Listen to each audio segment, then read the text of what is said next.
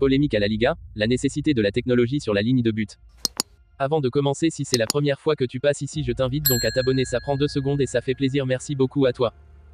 La défaite du FC Barcelone face au Real Madrid ce dimanche lors de la 32e journée de la Liga a été marquée par un moment crucial et controversé, le non-accord d'un but à Lamine Yamal. Cette décision de l'arbitre, César Sotogrado, a suscité une vague d'indignation, non seulement chez les joueurs et les supporters, mais aussi dans le monde du football en général.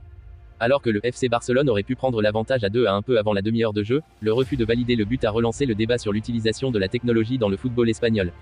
Marc-André Ter Stegen, le gardien de but du Barça, n'a pas caché sa frustration lorsqu'il a dénoncé l'absence de la goal line technology dans la Liga.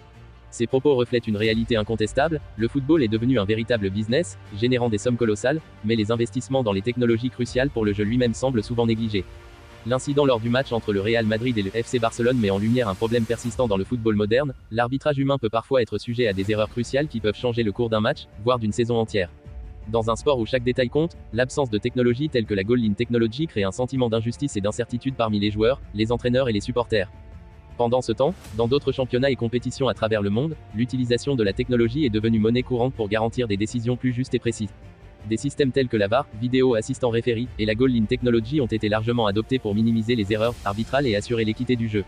Alors, pourquoi la Liga espagnole tarde-t-elle à suivre cette tendance et à investir dans de telles technologies ? Certains pourraient arguer que l'introduction de la technologie pourrait altérer l'essence même du jeu, en réduisant le rôle de l'arbitre et en diminuant les controverses qui font partie intégrante du football.